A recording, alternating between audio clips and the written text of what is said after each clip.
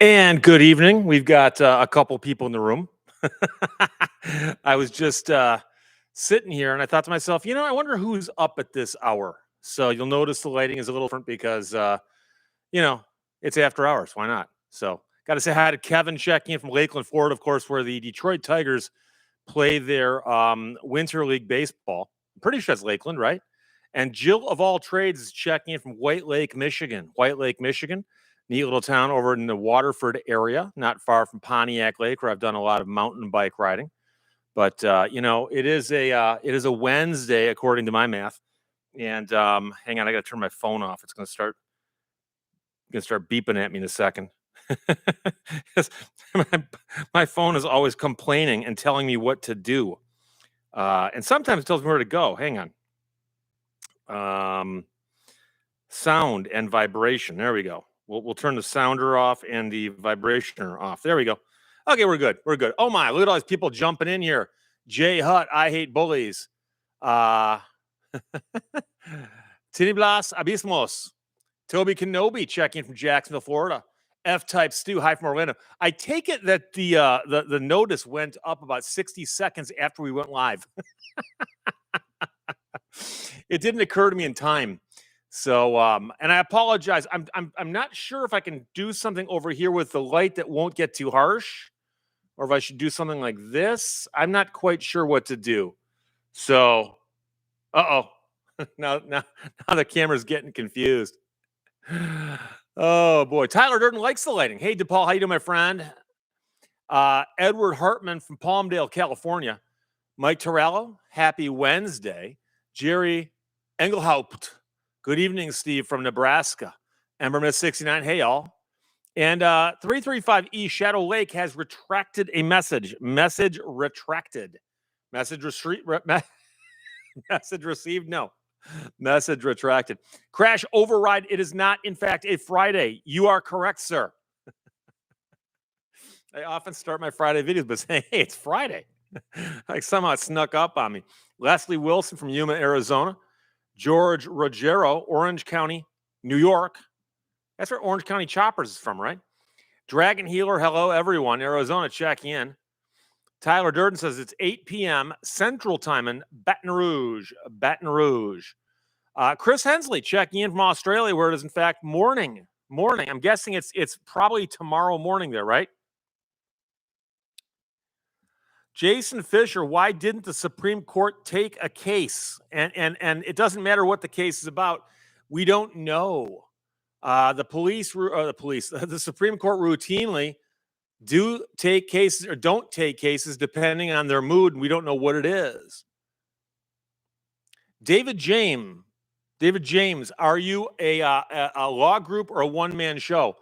I'm actually a two-man show. So I don't know if two is big enough to be a group, but I do work with another attorney closely. So he and I work on a lot of cases together. And so I would never mislead anybody by saying I do everything myself. But on the other hand, I've never worked with that many people.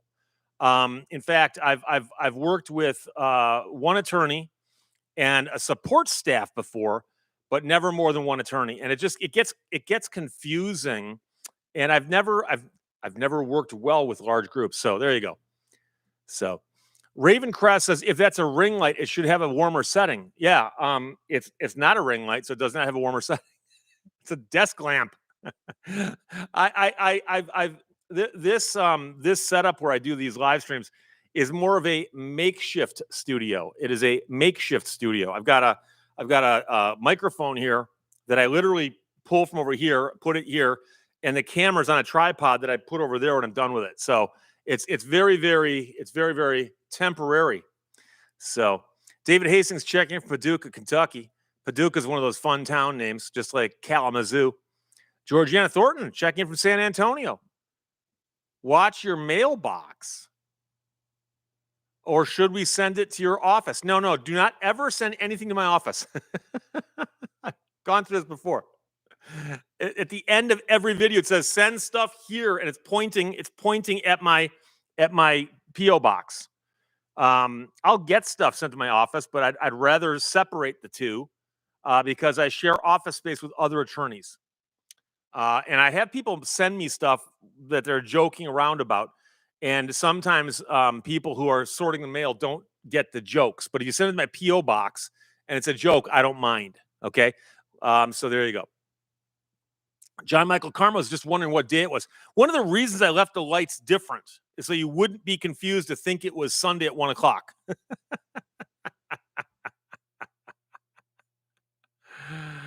Edward Hartman, I sent you some story you read on YouTube. Okay. Tyler Durden, are they playing good cop, bad cop with the lights? Yeah.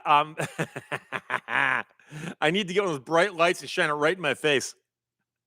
Play good cop, bad cop with myself. I'd take the glasses off because the glasses, I see a really nasty glare right there. But the problem is I can't read without them. It happens. So, Vinny Sluga, happy hump day. Matt Valenciano, hey, they call me Jerry Attrick. Billy Rogers, good evening, Steve, from Pittsburgh, Kansas.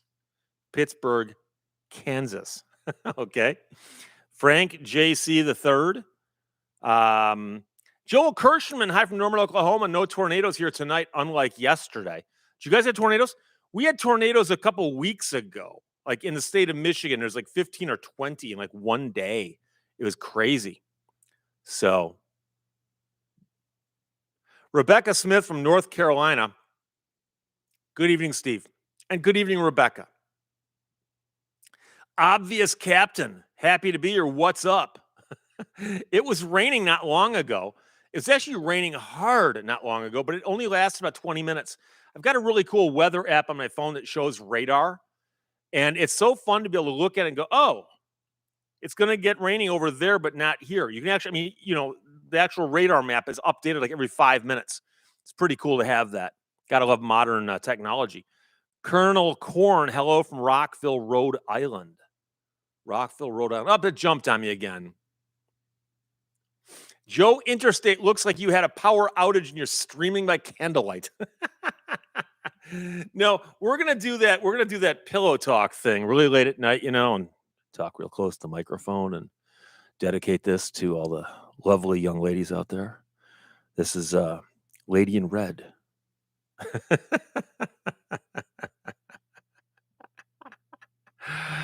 Tyler, did anyone watch the NHL finals?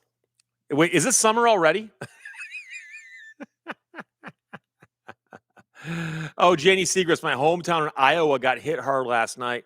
I hope everybody's okay. I don't know. I know that there's all kinds of scary things out there in the natural world. Tornadoes in particular are just freaky scary because they're so random. They're so destructive.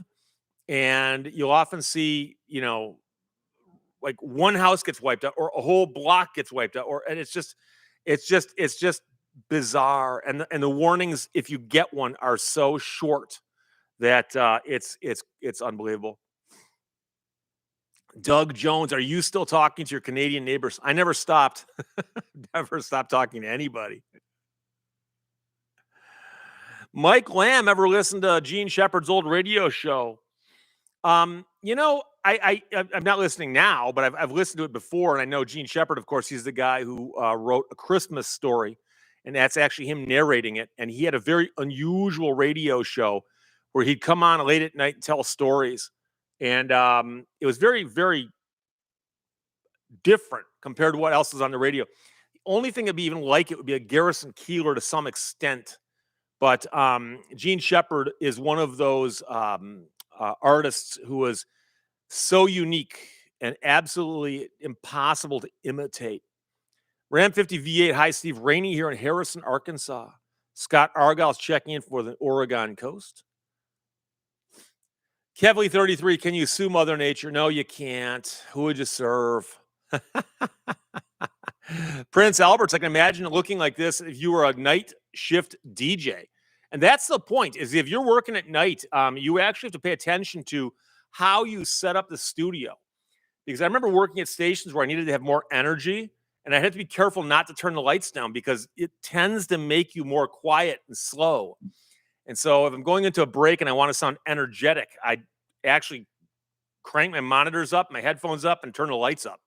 because I didn't want to sound too sedate. I want to be sedated.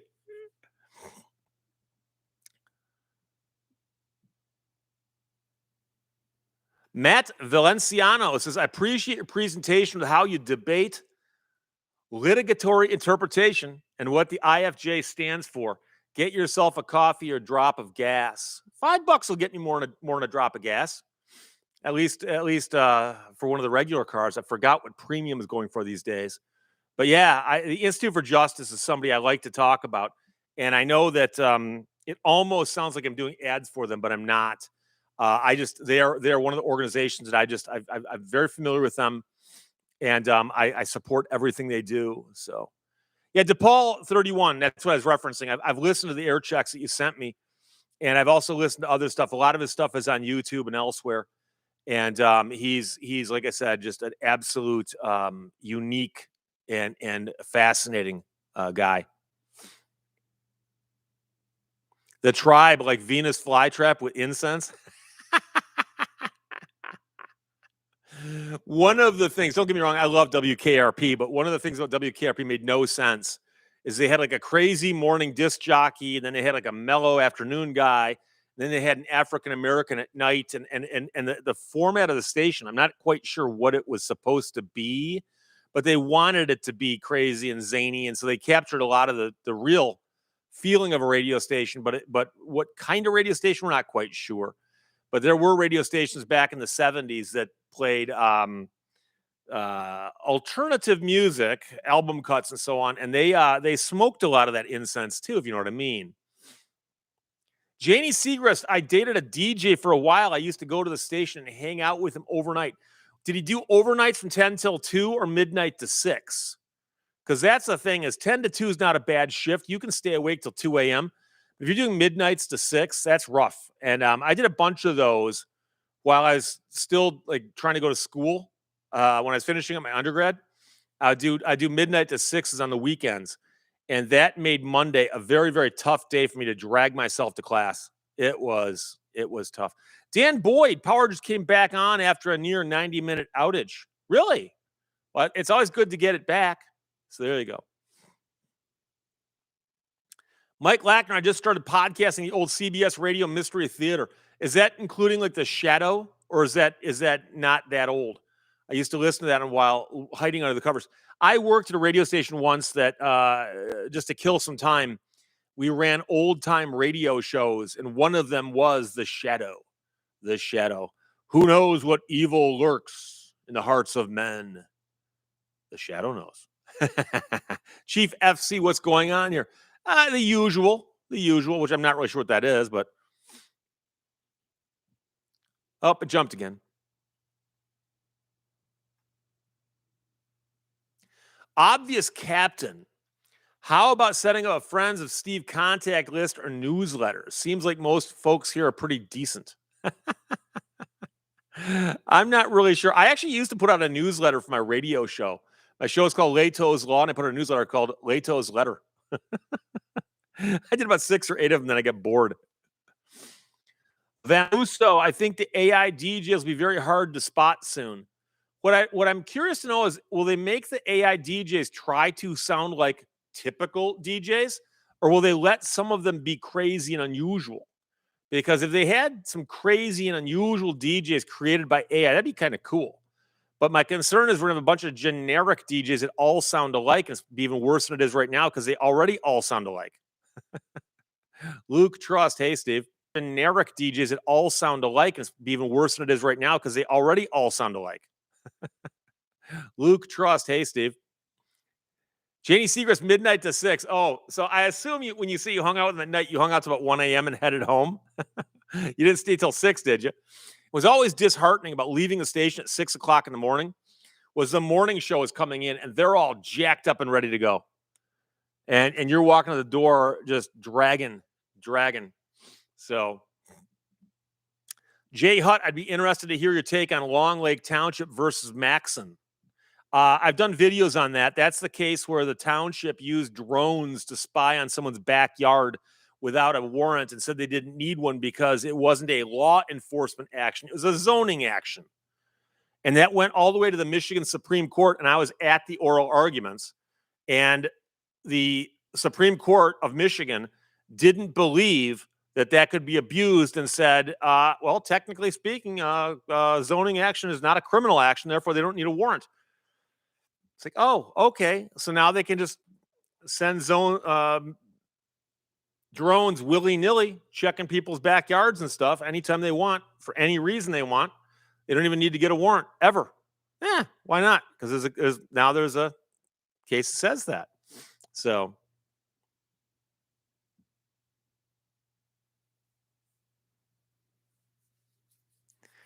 Techno Way wrote something in a very strange font, which enticed me to read it, but don't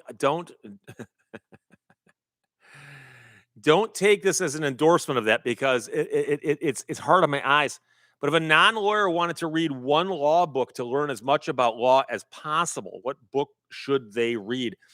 I don't know because I don't actually go out looking for books for non-lawyers to read about the law.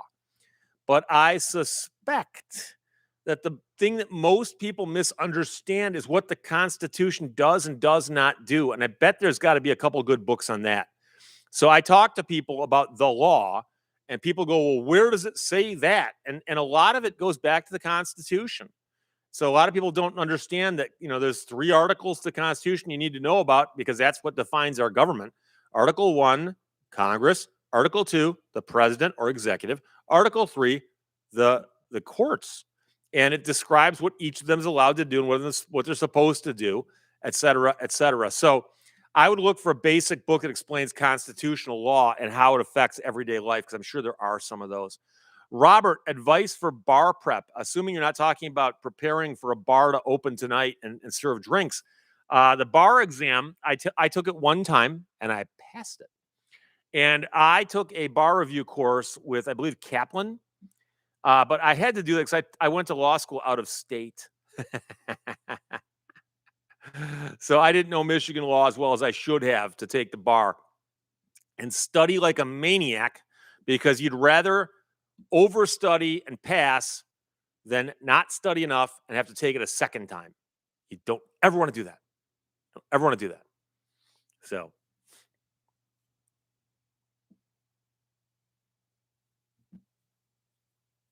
Crystal Clear Central says, good day from Sydney, Australia.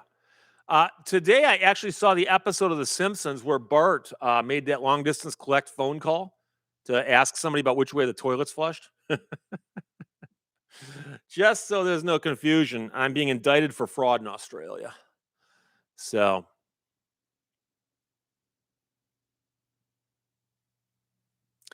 Luke Trust went for a 3-hour walk today in 30 to 35 degrees Celsius weather.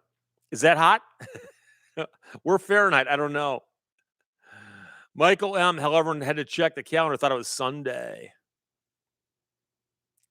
Too Tall Paul, 428. If you could take any car for a drive, what car and why? Well, I've gotten to drive some cool cars. I've driven 3 of the Chrysler Turbine cars. I drove Bobby Isaac's K&K Daytona, the one that set 28 land speed records. I've driven a Viper, obviously. I've driven a Cobra replica, obviously. If I could drive one that I haven't driven yet, it would probably be something exotic and crazy, like, I don't know, a McLaren or something. But even those kinds of things don't really attract me as much. I like the really unusual, odd cars. The sheer value of a car, like just because a car costs $1 million doesn't mean it's like, ooh, to me at least. So what can I tell you? Prince Albert's listened to The Shadow when my mom started getting into old time cassette tapes. The Shadow, old crime fighter back in the day. JW, hey Steve, you talk a lot about junk calls and texts a lot, including today's video. Can you explain why neither party has taken up the task of fixing it? I suspect that there's still people making so much money off them that nobody wants to mess with it. But also, on some level, because the bad actors are often in other countries, they're like, what are we going to do?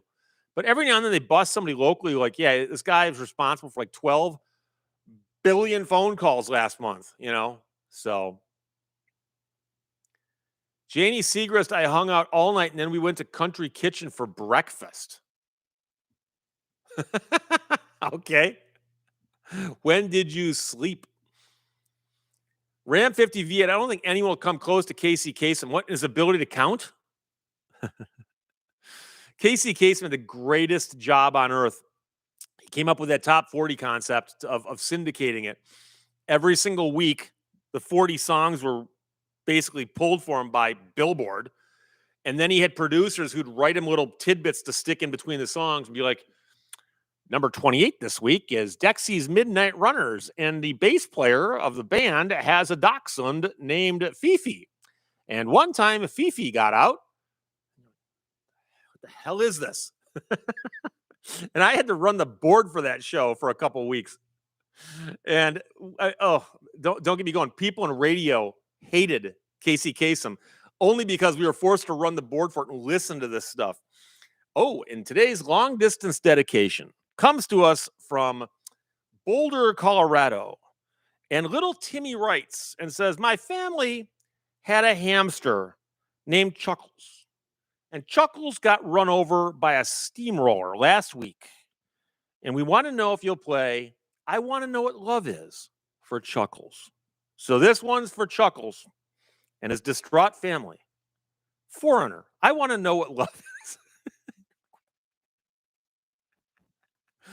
And what's funny is you got to hear those outtakes.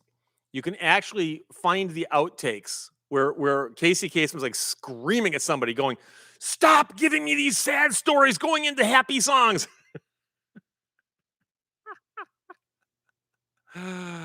Oh, boy. Jake Lyon, would you rather hike or bike? Oh, bike all day long. Mountain biking. I don't get me wrong. I've hiked some places, but if I can ride a mountain bike, I'd rather do that. I have a full suspension Haro with disc brakes. It cost more than my first 3 cars combined. Kevin Smith, Steve in a dark room. In the dark room.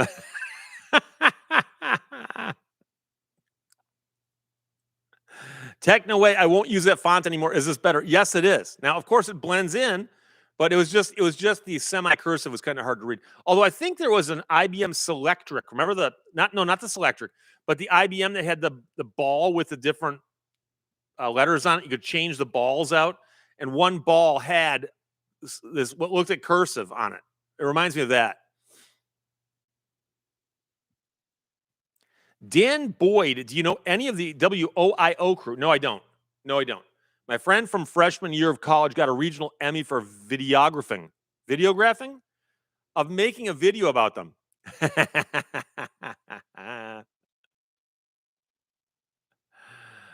Oh, man, only as Jeff recommends Black's Law Dictionary. I'm guessing that's what you mean by Black's Law book. The problem with Black's Law Dictionary is it doesn't actually explain the law to you. It defines words. It's like saying, if I want to learn English, what book should I read? Well, dictionary. Oh, well, now American jurisprudence. What about corpus juris secundum? Huh?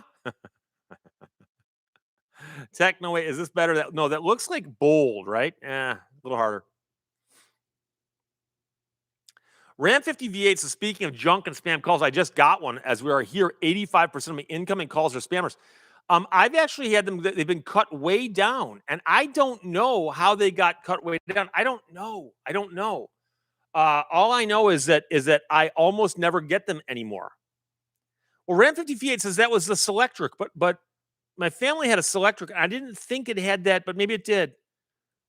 So Joseph Lacey, Casey had a mouth on him. Yeah, of course, especially when he thought he was off mic.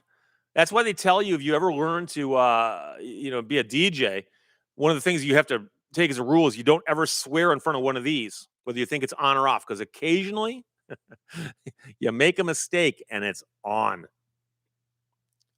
Michael Hale, my all-time favorite radio voice was Paul Harvey. Good day. And the rest of the story. Again, Paul Harvey had this illustrious career in news.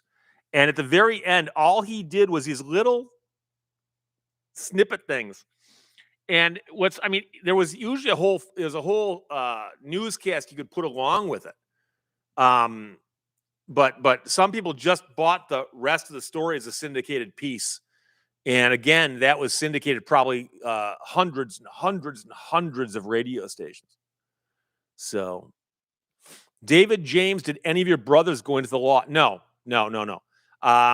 Engineering, um, uh, tool design, woodworking, things like that. But no one else went into the law.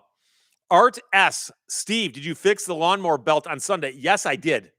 Thank you for asking. So, right before I did my show, I decided to run out and do some quick mowing. And I did some mowing and I'm out mowing my yard. And all of a sudden, I sensed that the blades underneath my deck aren't spinning anymore. And I thought, well, maybe it's a safety feature because occasionally when the seat loses pressure, it disengages the deck. So I pop the thing in, pop the thing back out. I cycle it a few times, and that doesn't do it. So I go, well, I haven't got time to look at it now. I'll park it in the garage. I parked it in the garage. I just glanced, and I could see a belt hanging off. So it either broke or it jumped off. So I did my show, the live stream, and then I watched YouTube about how to replace a broken belt on my make and model of mower. And it looked real easy. So I went outside, I popped the covers off, and it turns out that the belt had just jumped off. It hadn't broken. So I'd run something over, it got in there just right, it pried the belt off. So I followed the instructions, put the belt back on, fired it up, got it running again. But there's a picture. I was talking to the Canadian robot lady. Can I do this? Or is this just, it's too late at night, huh? Anyways, there's my tractor all taken apart. And I managed to get it running and take it back out and do that. By the way, I actually had coyotes in a coyote in my yard this morning. I had a turkey in my yard yesterday, and I had a fawn in my yard the day before. So it's like wildlife central in my backyard right now. Killer GB420. Hey, Steve, do you watch any of Legal Eagles content? And if you do, what are your thoughts on it? He's a very, very good attorney, very, very smart guy. He talks a little faster than I do, which I thought was impossible as an attorney. And I like what he talks about, but you know what he's doing besides wearing a suit and a tie on camera is very different than what I'm doing. So but I love the guy. I watch him from time to time. Yeah, somebody points out that Casey Kasem, I lost it already. The tribe. Casey Kasem was Arabic. Yeah, I actually knew Casey Kasem's nephew. He worked at a radio station, and Casey Kasem was originally on the radio in Detroit. That's where he got his start in radio. So I'm gonna try to catch up here. I got way behind somehow. Andy, New York 29 says I have foxes where I live in Florida. I've got foxes also, but you never see the foxes when you see the coyotes. Fatty McButterpants, I thought your mower would look like a hot rod with flames on the side. No, it's a Cub Cadet, but I beat on that thing. I mean, I'm rough on it. Dimebag Coins, hey man, nice to see you live. DePaul 31, my deal was the OG Howard and Robin on K-Rock. K-Rock out of New York on terrestrial radio. Robert Torre, my wife thinks my tractor is sexy. It really turns her on.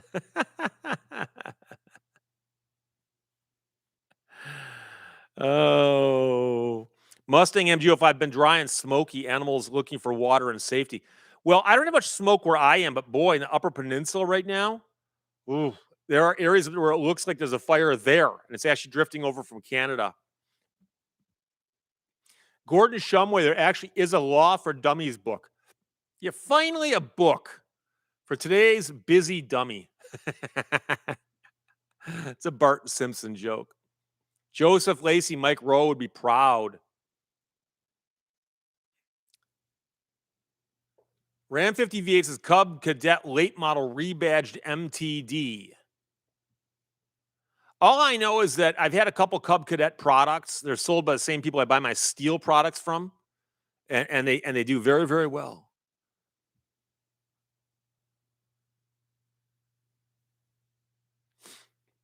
Lion zookeeper been chasing rabbits from digging in our newly planted flowers, maybe having rabbit stew soon. I had people comment because I posted the photographs on Facebook and they go, "Hey, Steve, you understand that coyote might hurt that deer. You should probably kill the coyote." And I'm like, um, I'm on his property, not the other way around. Okay. The coyotes and the deer were here long before me. Okay. So I'm gonna let nature balance itself out. So I'm not gonna get involved because quite frankly, if those coyotes don't handle the rabbits, it's gonna be a serious issue. So Reinhard man, forget to pay your electric bill. Yeah, I could turn the overhead lights on, but I think that'd be too bright, and also I'd be backlit. So I don't. Well, there is a light directly over my head. So Ad Libertor, my son and I just got back from camping on the UP. It wasn't bad when we were there, but we got back yesterday. Where in the UP were you? The Upper Peninsula is a big place. Dan Boyd, wasn't Cub Cadet a part of International Harvester? I don't know. It wouldn't surprise me.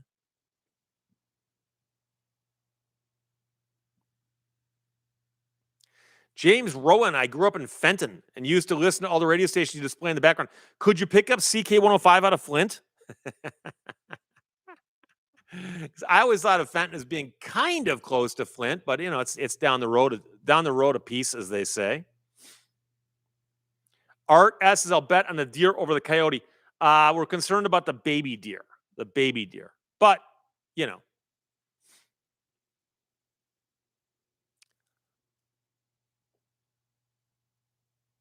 Oh, Killer GB420. What are your thoughts on Art Bell? I like Art Bell. I think Art Bell was cool. Um, I I really appreciated the fact that Art Bell would let anybody come on his show and he treated them with respect. Very few talk show hosts do that. Instead, they'll bring on guests that they are comfortable with, or they'll bring on guests and make fun of them. And you could come on that show and tell Art Bell that you were an alien, you had an octopus living in your skull, and you were actually a reincarnated Egyptian princess. And you want to explain to him how electricity works. He'd be like, do tell.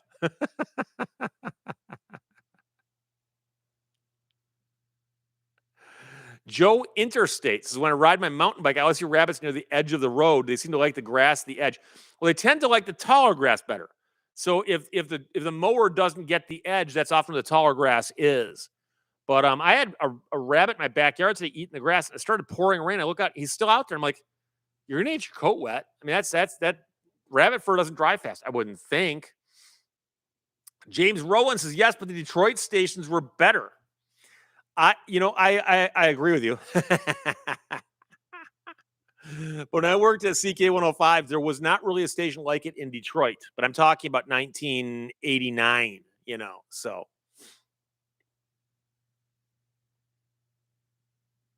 Caffeine Junkie says, I think my insurance company needs to start suing the game commission for the deer that attacked my car. They should sue the deer for subrogation. Subrogation. Reinhard man, Cub Cadet from a CC dealer are much better than the box store models. I was curious about that. I was at a Home Depot not recently. They had all these Cub Cadets lined up out front for sale.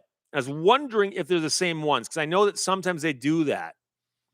RT Men 91, I didn't know you did live streams. Generally speaking, I do live streams on Sunday, like clockwork. I've been doing them for a while now. 1 o'clock on Sunday, 1 o'clock Eastern time. However, occasionally I pop on at odd hours just to see who's up. And right now we got 445 people in the room, which is 100 more than we had on Sunday. Okay. So maybe this is how I get some cross promotion going. Okay.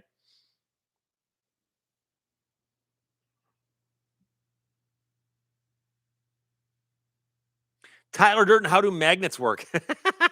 I think we covered that on Sunday. The question is, how do they work in conjunction with phones, smartphones? Kel Marie, WLLZ, WRAF, WJLB, WOMC, all I can remember off the top of my head. I once had a survey taker call my house and go, would you like to take a survey about radio? I said, yes. She goes, you work in radio in Detroit? And I said, no, I work in radio in Flint, but not Detroit. She goes, okay, that's good. I can still ask you. She then said, name as many radio stations as you can. I go, do you want the call letters or the frequencies? She goes, either. I said, no, pick one. She goes, call letters? And I did the entire one from the FM from left to right, AM from left to right. I go, did I miss any? She goes, no. Now, I couldn't do it now, but I mean, you missed a few, like WABX, W4, WNIC. You know, you can also go with the Canadian ones. You know, like 88.7, and so, but yeah, LLZ and RIF. JLB was cool because JLB was the urban station, as they would call it, and that's where the Electrifying Mojo was on at night when he was in his prime. At one point in time, the Electrifying Mojo, who was the night host there, had 25% of the radio audience at night. Every fourth radio in Detroit was tuned into one guy, and he was a trip. And it's sad because his career kind of went off the rails at one point, and he never quite recovered it the way he should have. I met him once, and he is, I would say, the most original DJ that ever worked in Detroit. And I wouldn't put him in the category of, like, say, Gene Shepard, because Gene Shepard is telling stories. But the Electrifying Mojo played music that was the correct format, but he mixed stuff in that he just felt belonged there. And because it was at night, the station let him. And so he'd occasionally play some really, really odd stuff. And he's credited with breaking songs that nobody else played before, like the B-52s on an urban station. And he'd occasionally do these long music sets where he'd go for like half an hour without talking.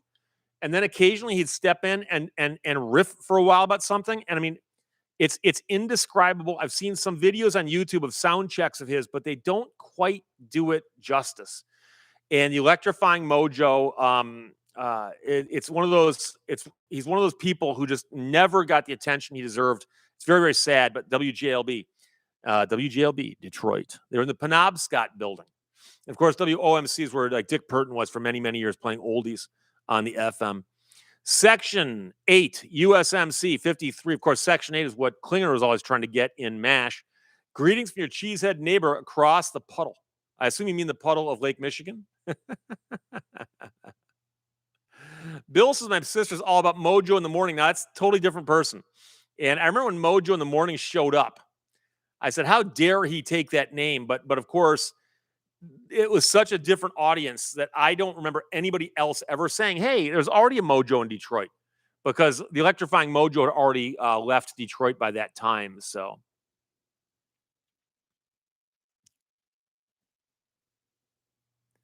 who was the DJ again, Steve Lehto? George.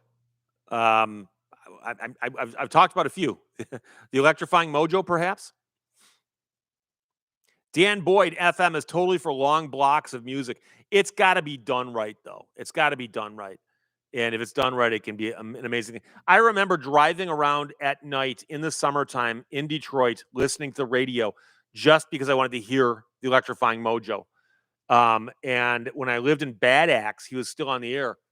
And I would be driving south from Bad Axe, and I had a 2-hour drive. And I'd be sitting there trying to get in the signal for WJLB, because as soon as I got it, I knew I could listen to it for like an hour, hour and a half, and it was just ungodly. And I was just starting out in radio, and I'm hearing this guy, and it's kind of like if you paint houses and you meet Picasso, or it's like you understand that, okay, I'm over here and this guy's over, like, off the chart over here. So Kevin Thomas, have you tried watching Bruce Rivers' legal reviews? I've not seen any of his stuff. Sorry. Joe Interstate, Howard Stern, the greatest DJ in the history of Detroit. Yeah, people forget that Howard Stern was on W4 in Detroit. And he was brought in to a failing radio station and was doing mornings there. And he started doing some of the crazy stuff like the leather weather lady and so on. And the station's ratings were coming up a little bit, but not a whole lot. And so they changed formats. And I remember turning on W4 one weekend and they're playing country music. And Howard is gone. If you watch the movie Private Parts, he makes a comic scene out of that. But he went from there to DC, and then of course his career launched. And it probably would not have launched like that he stayed in Detroit. So KG, what did you do at KROQ? I did nothing. Somebody sent in the bumper stickers. So I've got a bunch of bumper stickers and T-shirts and things that were sent to me.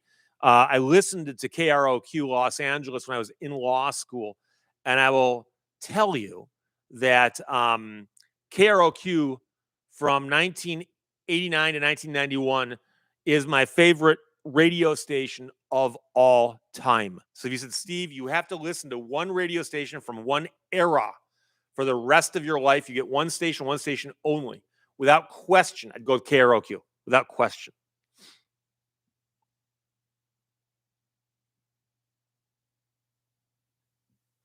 MD Hofsty says, I had a friend in Sweden, didn't understand how much of an impact the Great Lakes has to our weather. He was thinking they were like small ponds like they have and not inland seas.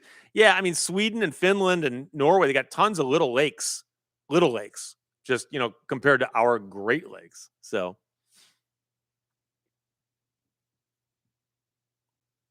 Oh, Florida Bart Fest has had a radio station back in the late 70s, used to do album rock where they would play the entire album. Miss those days.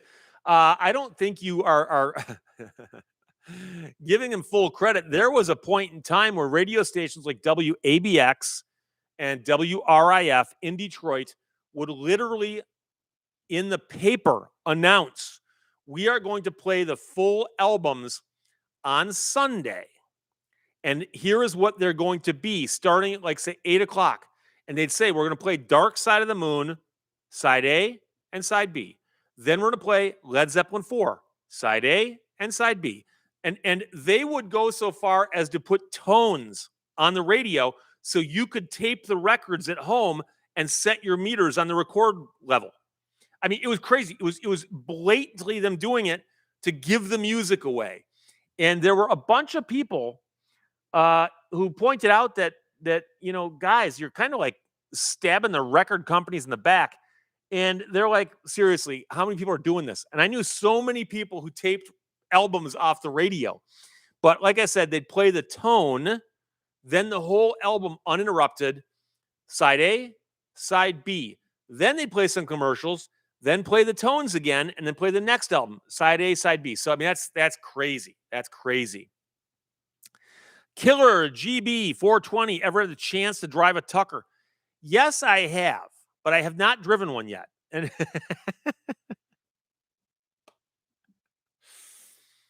they have these really weird shifters. And I've looked at it and said, I don't want to take the chance. I don't want to be the person who's driving this thing when that transmission fails. So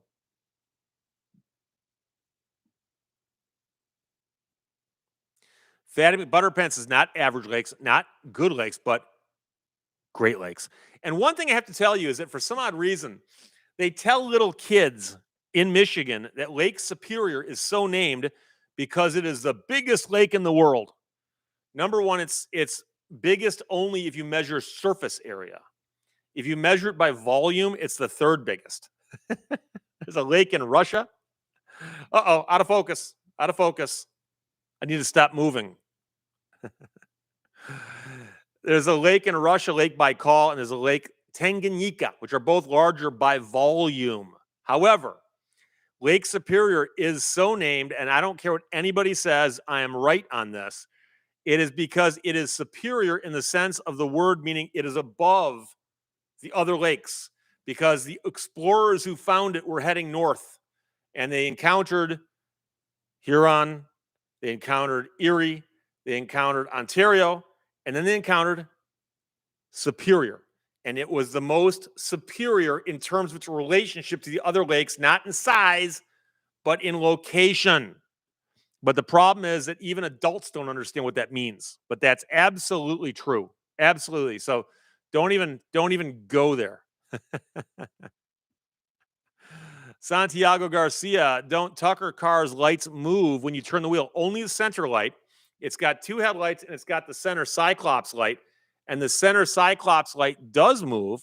However, it only moves when, I believe, when the brights are on and the wheels turn past a certain point. It's not constantly moving. It is not constantly moving. Tyler Durden, aren't all lakes at sea level? No, of course not.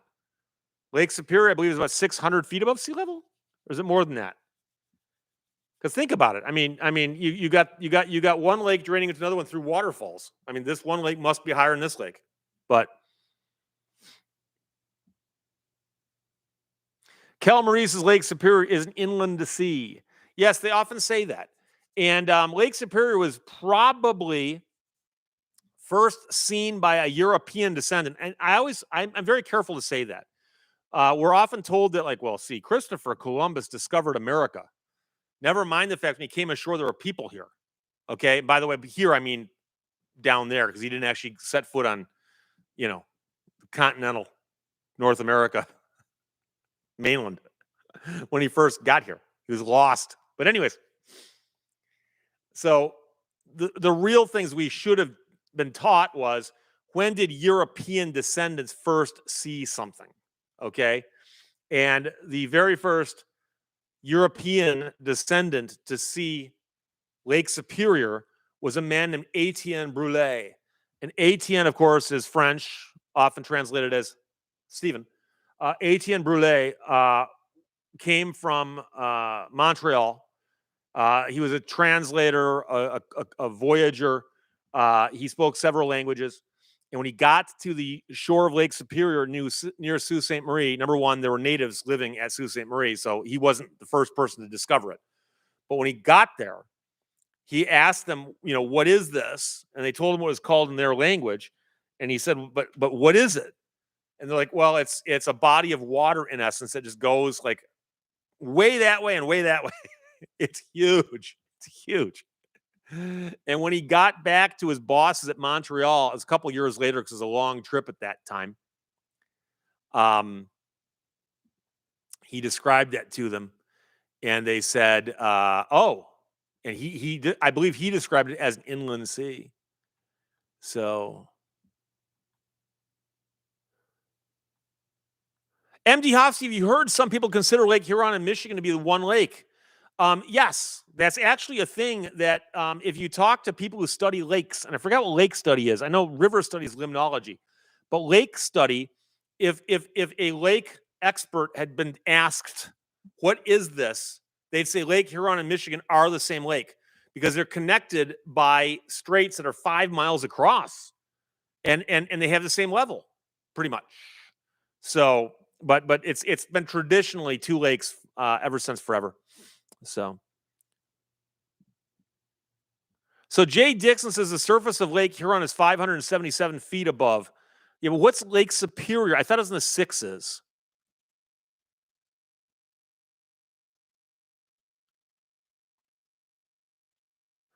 Caffeine Junkie says Superior, they said, never gives up her dead when the gales of November come early.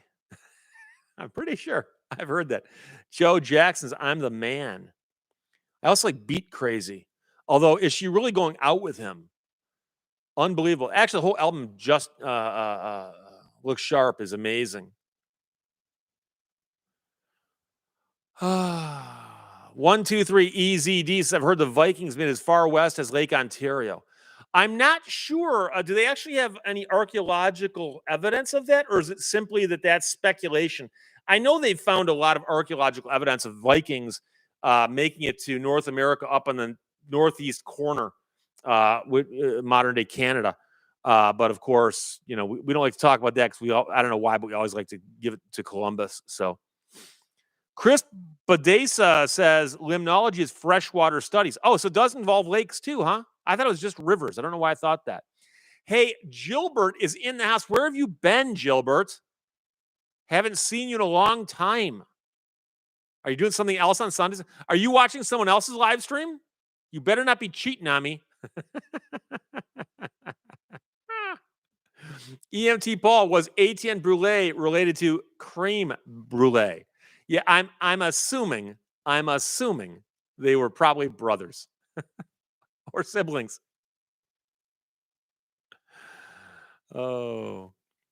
And David says Lake Superior is in fact approximately 600 feet above sea level. That's what I thought. That's what I thought. I don't know why it's stuck in my head. But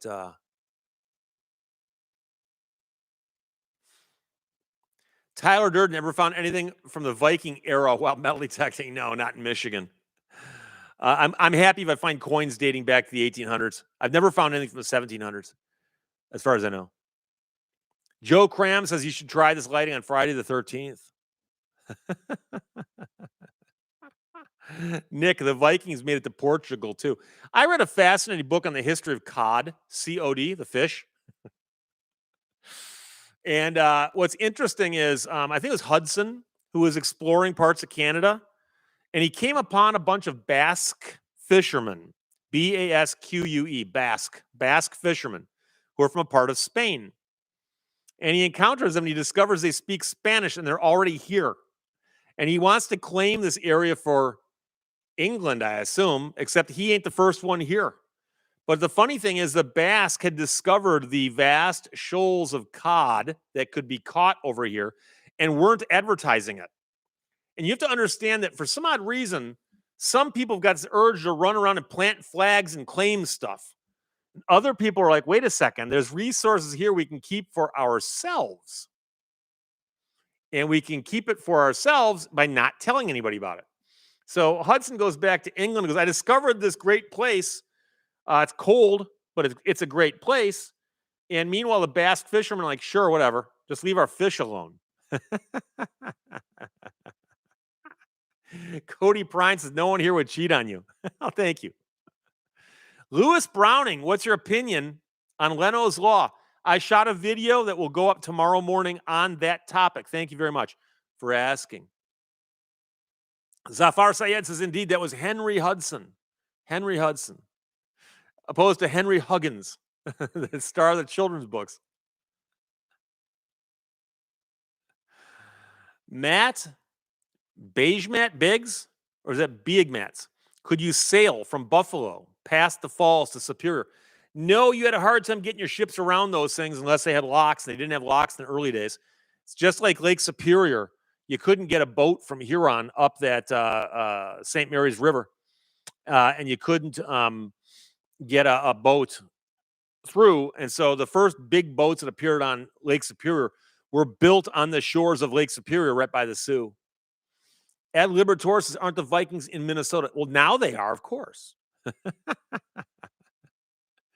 Art asked, did you see the Northern Lights this weekend in Michigan? No, I didn't. I didn't think to go out and look at them. I should have. So.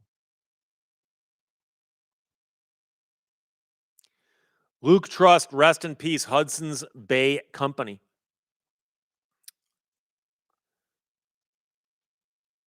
Kevin Smith, Lehto's Law makes a lot of sense. Well, yeah, what they're talking about, and by the way, I think it's a misnomer. It wasn't like his idea or anything. Somebody just latched onto the idea that he's got a lot of cars that would qualify.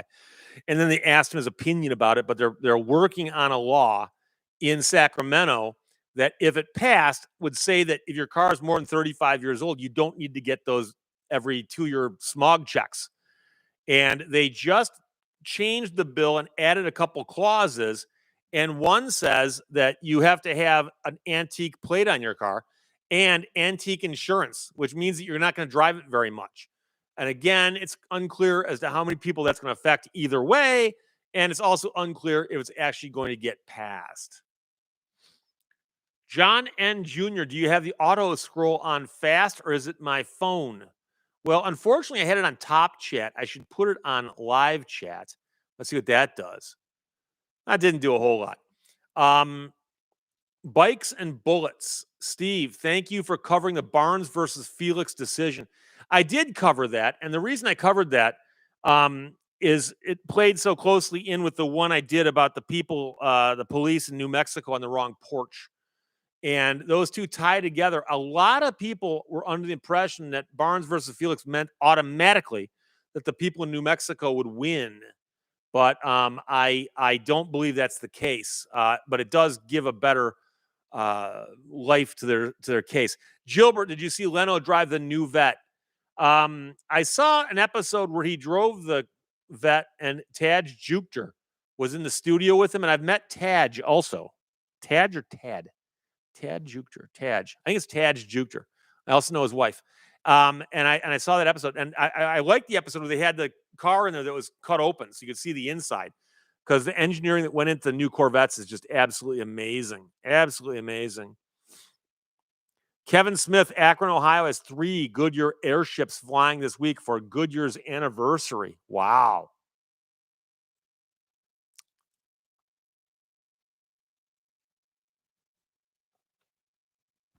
Johnny Quest says the deck of the Mighty Mac is 1,441 feet above sea level. So to find out what is above the lake below it, you have to subtract out the difference, right? But yeah, the Mackinac Bridge is a modern marvel of engineering.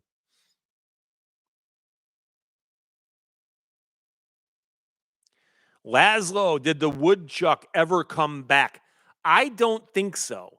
And what's weird about my property is I've got wild animals galore. I told you I've got the coyotes, I've got the foxes, I've got possums, raccoons, I've got rabbits, you name it, I got it. And the woodchucks, I don't have that many of them.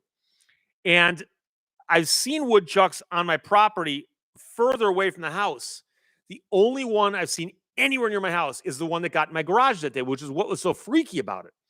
And I chased him. I had some harsh words for him. So I don't know if I scared him away or I don't know if one of the coyotes got him. I don't know. But I've not seen a woodchuck in quite some time. I think I saw one elsewhere on my property, but he was well over 150, 200 feet away from the house. So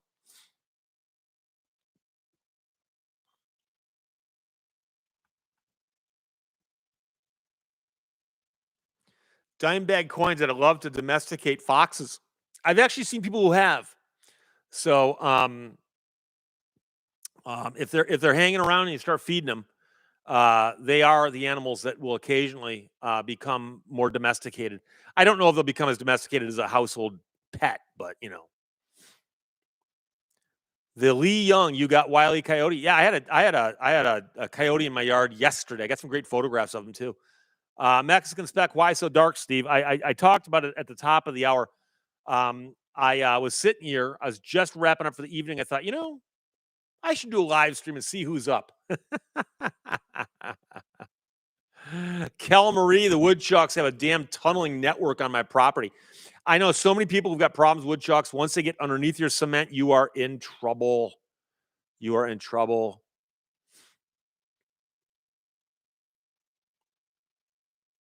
Joe Interstate reminds us that Wile E. Coyote is, in fact, a super genius.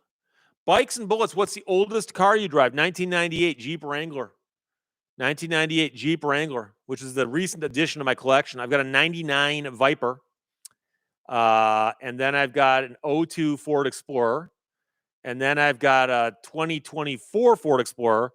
And I've got a 2024 Cobra backdraft replica. Although I guess that would be 23. I got the end of 23.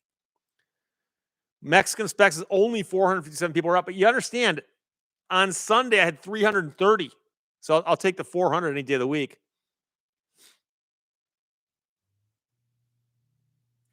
Alka Halix says you can all but fully domesticate most possums. Really?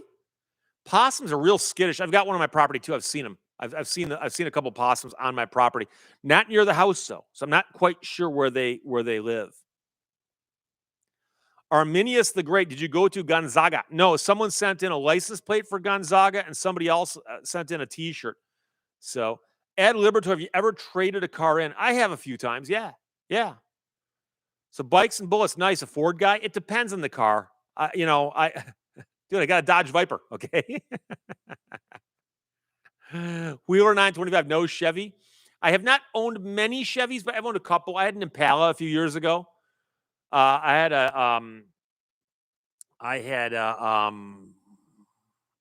oh boy, it's late at night. I'm drawing a mental blank on the car I had.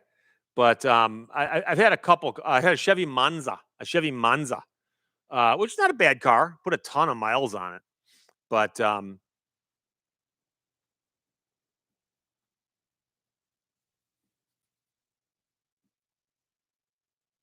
Ed Libertor, have you ever bought a car and it lemoned on you? Sort of. I bought a used car once. It was so defective, I got Chrysler to buy it back from me. Moy Cacho, I'm 26 and I love your videos. Do you reckon more spring chickens watch your videos? I can look at the demographics and tell you that you are in the minority. The vast majority of my viewers are my age plus or minus 10 years, basically. And it's the meaty part of the curve. So there's just as many 26-year-olds as there are like 99-year-olds, So, but thank you. I appreciate that. Steve G, tell us about San Diego. I've only been to San Diego once in my entire life, and I was there on business. So, Luke Trust is heading off to bed. Good night, all. Thank you for dropping in. Robert Dillon, I rented an Aztec once, and it wasn't as horrible as it looks. Yeah, but people still had to see it. J.B. Weld. Any advice for those writing a book? Depends on what kind of book you're writing. If you're going to write fiction, that's one entire universe. If you write nonfiction, like I do, it's another entire universe. And the trick to writing something, generally speaking, is to learn to write in smaller chunks. I wrote a lot of columns for the internet and magazines and newspapers while I was writing, and that really helped me focus a lot of my ideas. It also taught me to work with editors. And when I decided to write a book, the trick is to find a topic interesting enough that hasn't been written yet, because all the obvious good topics have been written about. And the ones that aren't good and obvious probably aren't worth writing unless you really find something that's spectacular. And so if you find an idea that works and you're unpublished, you may have to write the entire book just to sell it. Now, don't get me wrong. You can write anything you want and self-publish it, but it ain't going to sell. I know people who've self-published books and sold 3 copies, 4 copies. And putting all that work into a book and watching it die on the vine is painful. And I can tell you right now, I've written some books that have sold tens of thousands of copies. And I've gone to book signings where I had 100 people lined up to buy and sign, have me sign their books. And that's more fun than writing a book and going, why is nobody buying my book? Dan Busey, how's the new edition of the Turban Car book coming along? Speaking of that, I just turned in what I am hoping is the final draft. There might be some tweaks that we can make after the galleys come out, which means that they've typeset it and it's ready to print. But they've told me that what I turned in previously was the final draft. Cody Prine, I'm 40. You're a youngster, my friend. Cherish youth while you have it. Pyramid 7. Yo, yo, yo. Is that an Egyptian pyramid or just an all-purpose pyramid? Steve, Wednesday Night Live, what's the occasion? Nothing. Just thought I'd check it out and see if anybody's up. Tim Brock 1000 says the Pontiac Aztec has become a collector's car. Well, a lot of oddball cars do, and if you can tolerate the oddness of it, and a lot of cars, because they don't sell that well when they come out, become rarer. And those things, a 1971 convertible Hemi Cuda, it's not rare simply because it was unloved. There were a bunch of things conspiring against it, but they only built 7 of them, and now they're worth millions of dollars. But Auto Finance Sense, love your channel, Steve. Well, thank you very much. The tribes of possums don't get rabies. And that's one of the things that they have to point out is if you see a possum, it doesn't have rabies. Oh. Sad Tiger, I'm 49. How old are you? Older than you. We'll go high, low. I'm higher.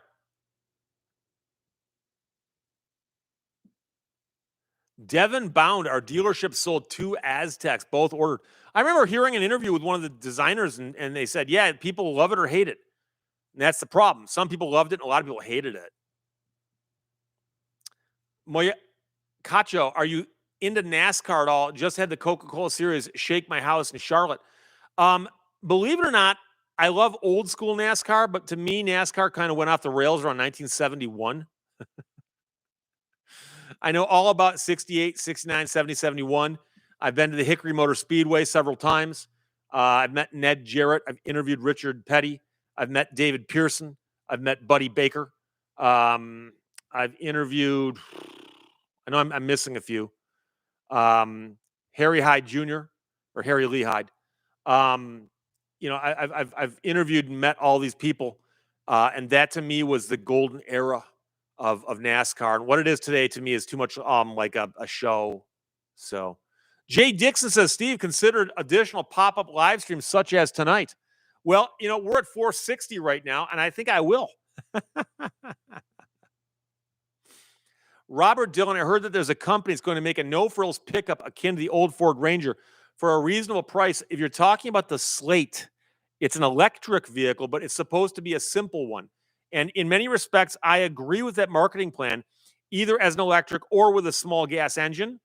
But we'll see what happens. But I think they'll sell. I mean, nowadays, the cheapest cars in America still cost a lot. So, Fatty Butterpants, no, I never met Junior Johnson. He was a character, but I never did meet him. Art asked, NASCAR good with the real cars. There was a time when you could drive a car to the track and race it and then drive it home. Hobie Jackson, I'm 80. Did I win the age contest? Well, you won something. I don't know if you're my oldest viewer, but you might be the oldest person in the room. Since he born, do you use curse words off the air? Yes. You have no idea. It's kind of funny because I worked in radio for so long that I learned not to swear in front of a microphone. And so a lot of people assume that I don't ever use curse words. And, you can do a show without them. So I don't use them. And I understand I could if I wanted to. And last Sunday when I was doing my live stream, I mentioned that my favorite joke of all time is a dirty joke, which I can't tell on YouTube. Somebody goes, yeah, YouTube is hypocritical, man. Hypocritical. What, do they tell dirty jokes? Like, what are you talking about? YouTube is a platform for advertisers. And they have certain things that they consider to be advertiser friendly. And I happen to think that my show, without using curse words, is a certain kind of show. So, Gilbert, I met Kyle Petty a few times. I think you told me that before. I got to interview Richard Petty down a level cross at his place for about an hour one day. Fascinating guy. And then we were done. We got up and we walked around his car. He had a winged, Superbird. Blue Superbird was there. We were walking around and talking about it. That was a lot of fun. Fatty Butterpants, have you ever accidentally cursed in court? Oh, no. Oh, no. What I do in the radio is one level of secure. When I'm in a courtroom, I shift gears and I'm in a whole different place. I don't even think curse words in court. Lowell Riggs I am. I appreciate the lack of profanity. Thank you. Jay Dixon's Steve was probably using those curse words when he's working on the broken lawn tractor. No, I actually, I don't know if you won't be able to see it on camera, but I've got a scar. Can you see it? Yes, you can. I got a scar on my knee last year. And I actually, because of social media, I photographed it when I cut it. I hit my knee on a tab that sticks off of my ATV, and it was the most intense pain I've felt probably in 20 years. I'm surprised that satellites in space didn't pick it up, and I mean the noise I made, and it hurt so bad. And I will admit I cursed a couple bad words, just a couple.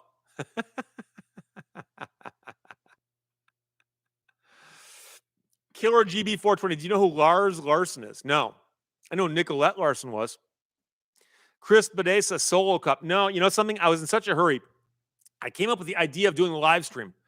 And I quickly grabbed my microphone and my camera, and I realized I had no time to go downstairs. It was 3 minutes to the top of the hour. So, Boomer, have you represented anyone about EV problems? Yes. I've had a few EV cases. Tyler Durden, YouTube should be a platform for the people. Well, it's it's owned by a corporation, right? It's a company that owns it, and so they put a lot of money into the infrastructure, and they're not doing that for the fun of it. I mean, and so if you want to, you could start your own platform for the people, or you could go to any one of the other platforms. But so the fact that they've created this place that people can upload videos to, and again, they're not telling me I can't swear, but they're saying we want to put ads on your channel. So I've decided to do that self-censorship. So Betty Boop, oh my God, how are you? And how's the smoke from Canada's fire affecting your area? It hasn't quite gotten down where I am in southeastern Michigan that much, but the sunsets actually are bright red. Oh, Robert Dylan, I miss the 70s. Mentioning Nicolette Larson, it's going to take a lot of love. She covered that Neil Young song, and it was a huge hit, probably about 77, 78, maybe. Pa Rump Mike, what are the sports teams you like in order? Jumping around from sport to sport, I follow the Michigan Wolverines. That's my favorite team.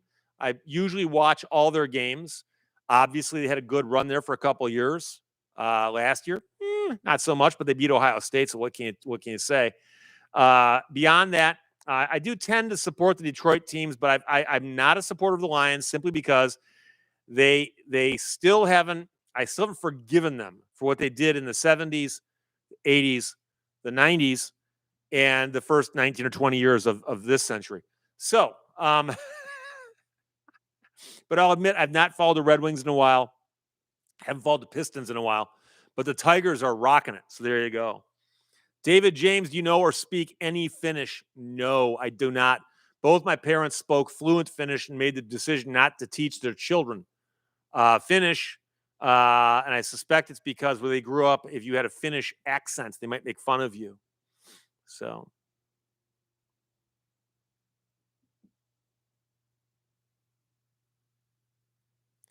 Dan Boyd didn't know that Neil Young wrote It's Gonna Take a Lot of Love. If you hear his version, you probably won't recognize it either.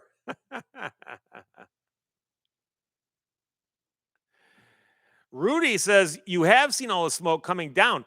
Well, I've seen where you see it the most where I am is in the evening. It changes the color of the sunsets. But I mean, I don't see smoke blowing overhead like fog or anything where I am. Mike Lackner is curling rocks. I'm telling you right now, I do not understand curling. And the worst thing to do is watch curling on Canadian television where they assume you know the rules.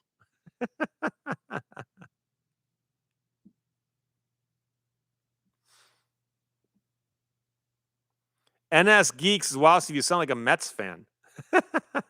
Aren't the Mets fans long suffering, as they say? Jason Finch, Dr. Schultz says, my wife has been learning Finnish for a few years now. I've got some friends who speak Finnish, and I've been so tempted to start taking lessons, and then I take a look at it, and I get a headache. Techno Way, I have a friend whose last name is Lehto here in New Hampshire. I wonder if you're related. Probably not. My full last name, when my great grandparents came here, would have been Johan Lehto. Jylhan, but the A's have got umlauts over them. So it's JylhlehtO.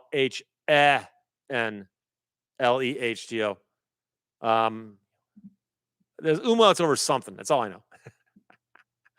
And my grandfather had the name chopped in half when he joined the Army. They let him bring it through Ellis Island. They had no problem with it. Ellis Island. It was the Army that said you can't have that whole thing. Tigerman 99515. Can you recommend any Finnish World War II movies? Are you joking? Oh, Sisu. If you haven't seen it yet, see it. If you have seen it, watch it again. It's like John Wick meets Rambo if those movies were cooler. It's a bit over the top. You have to suspend your disbelief. I'll tell you right now, the star in the movie, I forgot his last name. His first name is Jormu. The guy who's the star in the movie is a huge star in Finland. And his agent sent him the script during COVID. And he actually calls his agent. He goes, is this for real? His agent's like, yes, it is. These guys shot this movie. And they released it in Finland. And it became like one of the biggest movies in Finland in years. And then it got released internationally. I went and saw it at the theater. There's 6 people there. 6 people. And my company was 2 of them. And I was having the time of my life. I'm like, this is the greatest movie ever. And then it came out on cable, and I've got it on my DVR. I'm not making this up. I watch it about once a month. It's got so many great scenes. And like I said, it's not historically accurate. It's not a documentary. It's not as bad as Kelly's Heroes is to World War II, but it makes up for it. And I have friends who are so into like accurate World War II movies and stuff. And I said, just go and watch this movie and just roll with it. It's got so many good lines. And yes, it's not realistic in that sense, but it is good. Michael, how do we know you are not AI? Your knowledge is boundless. Occasionally, I'll admit, well, of course, a smart AI might do that. I claim to have mental lapses. I couldn't remember the name of Chevy Monza a second ago. What is the name of the movie again? It is 4 letters. It is SISU, which is Sisu. And Sisu does not translate directly into English, but it means roughly perseverance or guts or the thing that will make somebody go above and beyond like human capabilities through just sheer determination. And it became symbolic of Finland because Finland, as you may know, scrapped with Russia during World War II and lived to tell about it. Now, I don't want to get in an argument about that, but in the movie, there's a moment where a German asks a captive, somebody they've got captured, what's happening. And she goes, well, you wouldn't understand. We've got a word for it in Finnish. And the word is sisu, which, of course, is the title of the film. So, Alcoholic Tucker, The Man in His Dream. Good movie. Good movie. The Lee Young says, Apocalypse Now for Finnish. In a roundabout way, yeah. Hey, stop spamming M. Hey, no negative waves on Kelly's Hero, man. Kelly's Hero, for some weird reason, had a hippie driving an army tank.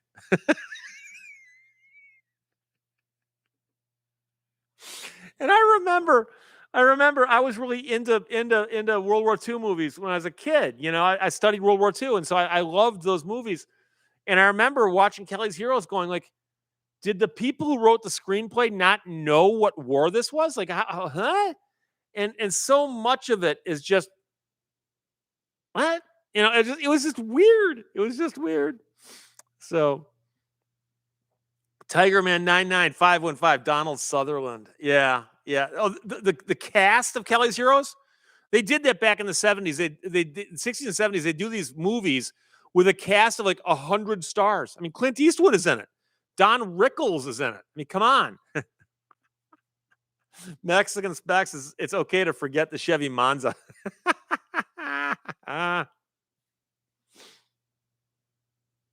Tyler Durden, I love MASH the movie. Yeah, you know, I still see MASH on either MeTV or I always forget Cozy TV.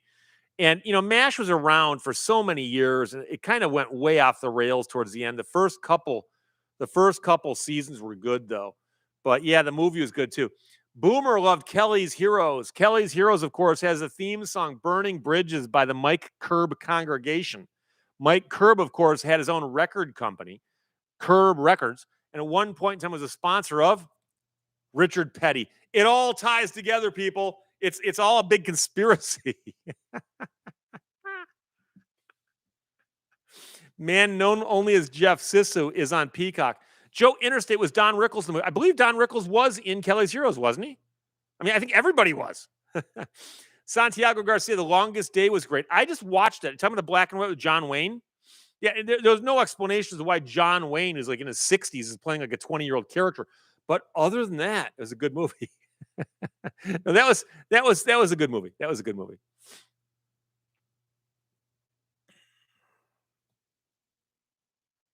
Oh, Chris Tope had the sister car to the Monza, the 79 Pontiac Sunbird. Yeah, there was also Oldsmobile had a sister car to it. There was one of those cars is badge engineering. They just had the exact same car with slight modifications and maybe possible drivetrain issues, but otherwise they were just recycling all of this stuff. So yeah, Joe Interstate MASH is permanently on MTV on MeTV. Tyler Durden, Platoon. Platoon is one of my brother's favorite movies. Loved that movie. I've watched it a few times and I wasn't. It's that didn't click with me. I don't know. It just didn't click with me. Yeah, Elko Halik points out that Hot Lips from the TV show just passed last week. Yeah, and she did, and that's of course a great loss. But that just shows you how these everybody ages. Everybody ages. NS Geek Sisu 2 is now in post production. I wish those people would call me and say, Steve, would you like to invest in this movie? I would like to be a co producer. I would put up money to get that to the theaters faster. Will they call it Sisu 2 or they call it like Sisu the Revenge? All Sisu is about is revenge. Alico Halix John Wayne was 60 in his actual 20s. Yeah, Jay Dixon, Don Rickles played Crap Game on Kelly's Heroes. That was his character's name, Crap Game. Betty Boop MASH lasted longer than the actual war. Yeah, by a factor of 3 or 4. Alcoholic Oldsmobile was the Omni or Omega. I believe it was the Omega because the Omni was a vehicle that Chrysler put out, or Plymouth, or one of them. Dodge Omni. Loretta Swit, Kel Marie. Yeah, Loretta Swit's the actress's name who played Hot Lips in the series.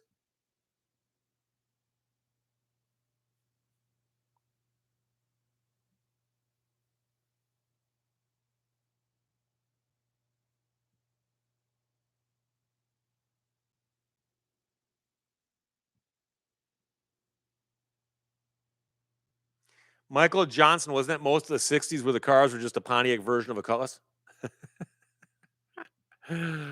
Oh, boy.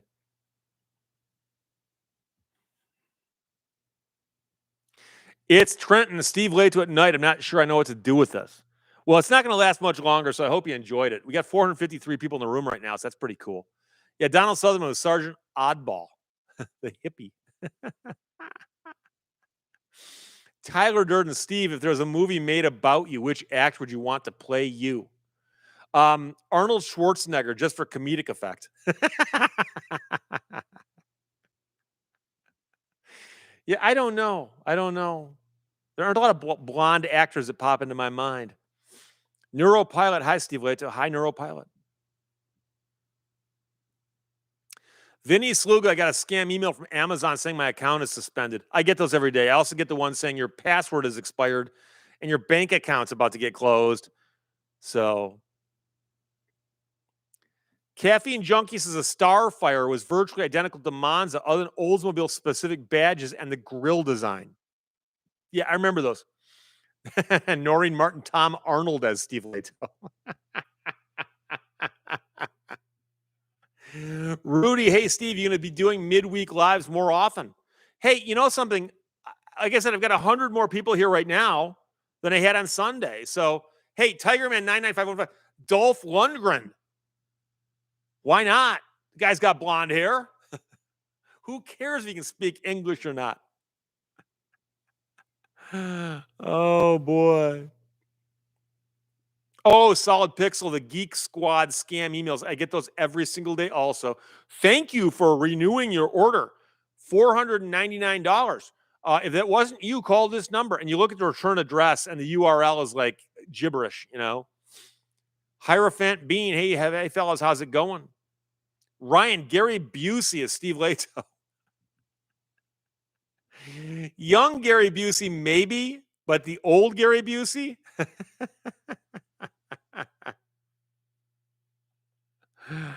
Oh, Alexandra Ganaka, blonde John Goodman as Steve. I'm going to tell you right now, John Goodman was in a remake of The Gambler with Mark Wahlberg. That is spectacular. I love that movie. And now, again, if you come here for movie recommendations, don't get upset if you didn't like it.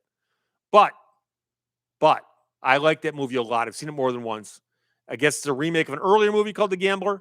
It's got nothing to do with Kenny Rogers, as far as I can tell. But John Goodman plays a bad guy in that movie. And actually, most people in it are bad guys, but it is such a good movie. The Gambler. Look it up. Alcoholic Busey. We the People. How many cars have you owned?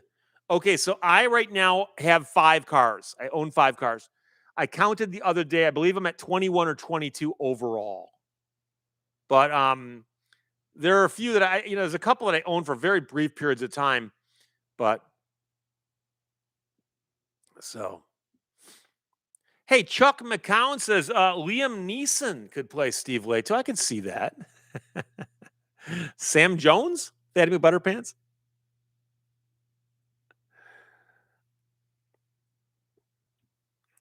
Alcoholic says Gary Busey can smell colors. James Rowan, what do you think about drag racing?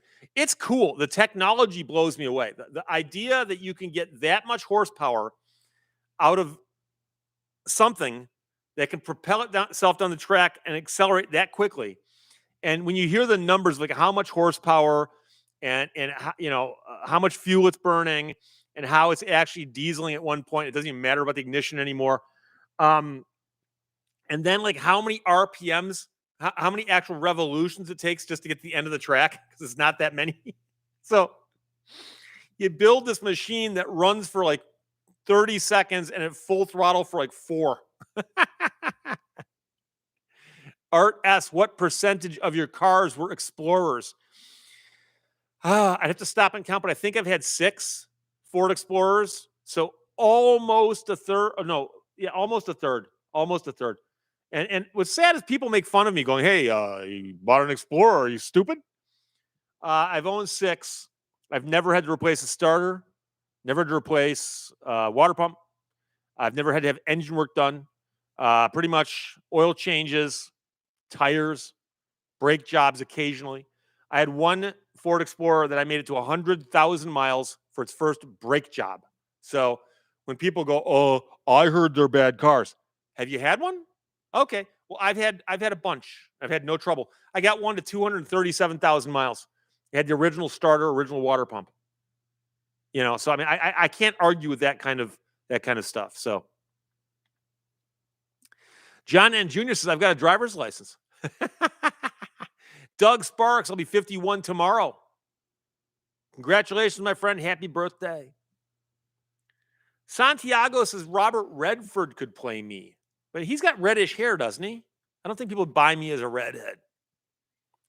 John Ware, 1 Explorer, 3 transmissions. For you, really? Did you own it brand new? Because I've never had trans trouble with any of my Explorers. 0. Fatty Butterpants says Lindsay Lohan is Steve Lehto. Hey, why not? If you can have a hippie in an army tank in World War II, Lindsay Lohan can play me. Padre, I parked a 95 Explorer with 386,000 miles on it. Oh, boy. Art S. is Robert Redford is a million years old. Not quite, but he's getting up there. NZ, Kiwi, NZ. Wow, Steve, you're live at night. And what time is it in New Zealand right now? I need to know. I can look it up, but I'm a busy man. Caffeine Junkie, granted, I paid $400 for my 94 Explorer in 2007. And don't forget that an Explorer for scrap is worth $400. So you bought a scrap value Explorer. If you got any work, any use out of it, it was good for you. Okay. Doug Jones, Leslie Nielsen is Steve. Stop calling me Shirley. Yeah, I can see that. Land of Enchantment, Night of the Condor. I saw that one recently.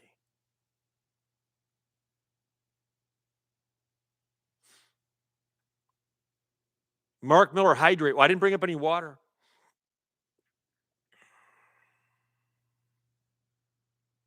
Random user 8XR4M, Willie Nelson. Hey, Rescue or RSQ. Owen Wilson is Steve. I can see that. Although he's got a funny nose, doesn't he?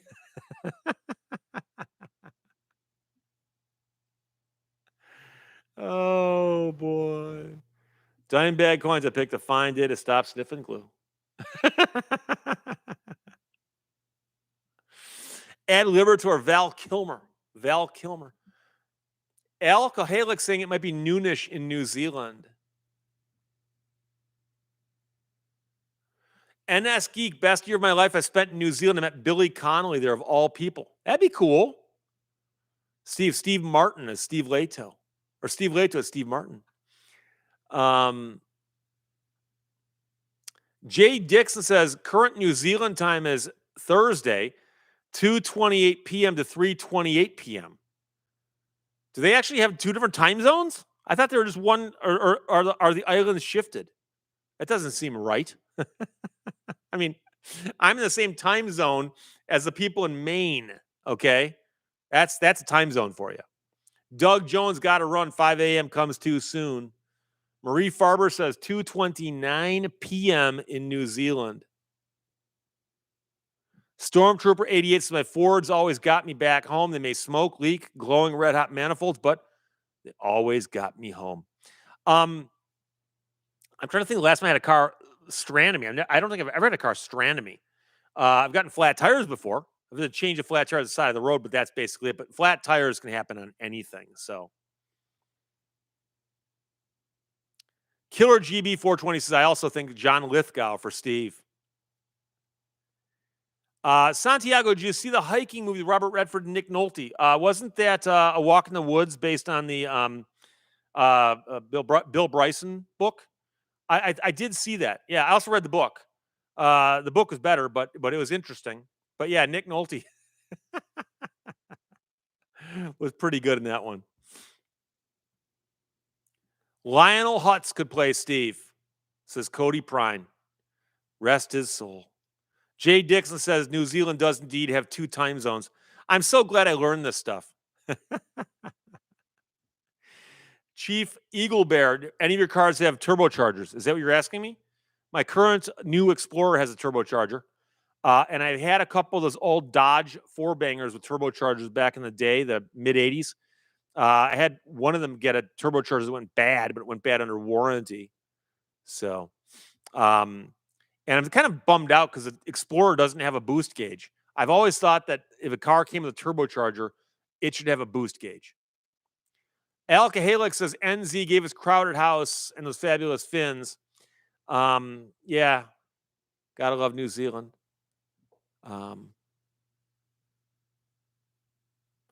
NS Geek says it'd have to be Jeff Daniels, but the Jeff Daniels from the newsroom, not from Dumb and Dumber. Thank you for clarifying. It's Trenton. What's your favorite movie car? Oh, that's a tough one. My favorite TV car, of course, is the original Batmobile. I do like the 69 Dodge Charger from Dirty Mary Crazy Larry, but it dies in painful death at the end of that movie. So, and I'm doing a video tomorrow about Eleanor because I have to. So, Tyler Durden, NOS or New Old Stock?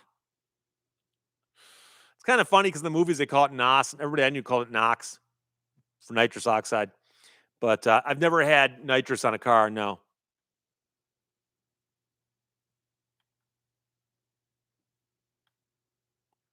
Oh, yeah, and of course, there's a whole problem about whether or not modern cars even have spares. My Cobra doesn't have a spare either. But my old Explorer does. I know that. You can see it when you walk up to it from behind. So.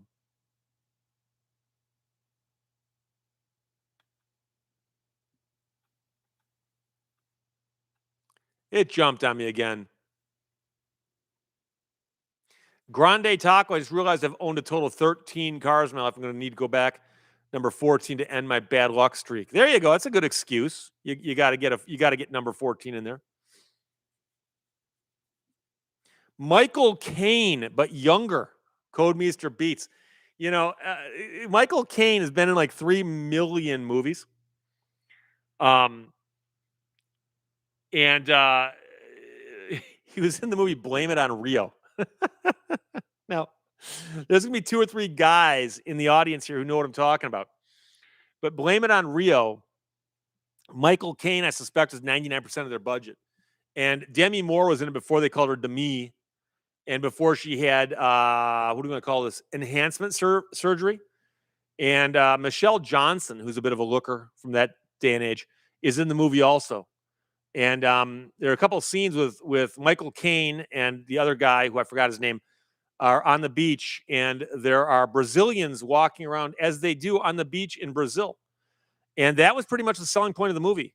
And I wonder if Michael Caine ever looks back on his career and goes, that's the one movie I kind of wish I wasn't associated with. Believe in yourself. Blame it on Rio. Yeah. Kevin Smith, show your book in the Turban Car. I don't have one within arm's reach. The closest one I have is, I think, not up here. I don't have any up here right now.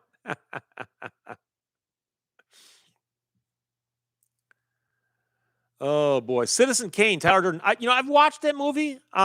It didn't do it for me. I think a lot of it must have had some sort of cultural context or something. Because watching it now, it's kind of like, We the People, Blame It on Rio is pretty hot. Oh. Ram 50 V8 says A Vanishing Point. Well, Vanishing Point's the movie where the guy who's driving in the Dodge Challenger, cross country, Kowalski, and he's got some kind of mysterious motive no one quite understands. DePaul 31, Edward Norton can play Steve. I'd take that. He's a pretty intense guy like I am.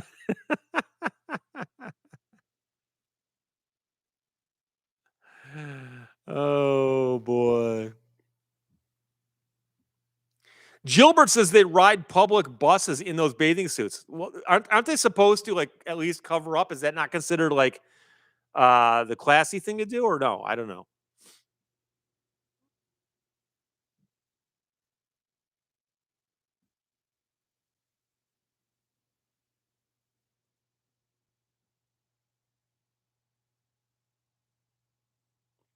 NS Geek, have you ever seen an old British comedy from the 80s about Nazi occupied France in the 40s called Hello, Hello? No, I have not. Joe Interstate, they ran a Turban Car in Indy. I believe they ran one for 2 years. 2 years. And I believe there were actually 2 different cars. But I talk about that in my book. Ad Liberator, any car brand that you wouldn't buy, you would just not buy. These days, it changes from year to year. Most car makers know how to build cars, but they often have problems and they change things over, or they try some experiment or something weird,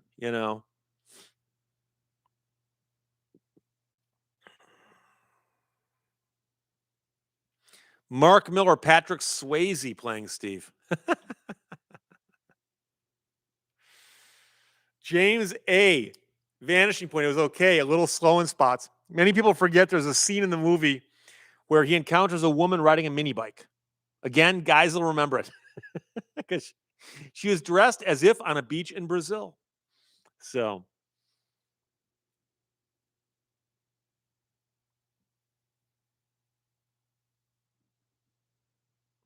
Matt Valenciano, can you make a video about how many felonies Johnny Depp's character committed at Hunter S. Thompson's Fear and Loathing in Las Vegas? Oh boy. Well, here's the thing. I've read the book. I've read everything Hunter S. Thompson wrote. I loved his writing style. I thought he's a fabulous writer.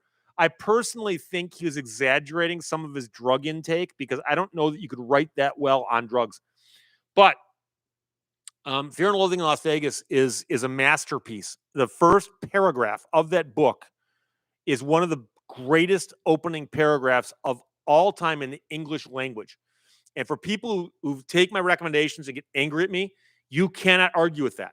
If you read the first paragraph of Hunter S. Thompson's Fear and Loathing in Las Vegas and don't agree with me that it's the one of the greatest opening paragraphs in English literature, you don't understand the English language, okay? It's that good. And so they tried making it into a movie more than once, and you can't because you can't translate the voice of the author onto the screen. And I've watched those movies and I'm like, this isn't working. It's not working. And there are some books that you can't do that with. So I'll give you another example. Cold Mountain, the Charles Frazier book, is a wonderful book. The guy writes so poetically, but when they made it into a movie, it lost everything. It wasn't about the story. It was about the voice of the author. And I'm going to close because it's getting kind of late. And I thought I was going to end at 10, but I'm having so much fun. There's another book, if you're into literary Fiction. That is fiction. That's just a joy to read if you like the language. Tyler Durden's is William Shatner. I'd take William Shatner playing me. Sure, why not? It'd be a kick. There's a writer named John Banville, Banville, John Banville, and I believe is Irish, and he writes these books that are so well written you can read them and you're going like, I didn't know that anybody could speak or write this well. It's just amazing. You want to savor it. And he wrote a book called The Sea, SEA, The Sea by John Banville. I've bought copies of that book and read them and given them away, and then bought another copy for myself. Read it, gave it away. Then I've actually bought 5 or 6 copies of that book myself. I don't have a copy right now. I gave my last copy away. I'll probably order another one tonight now that I reminded myself.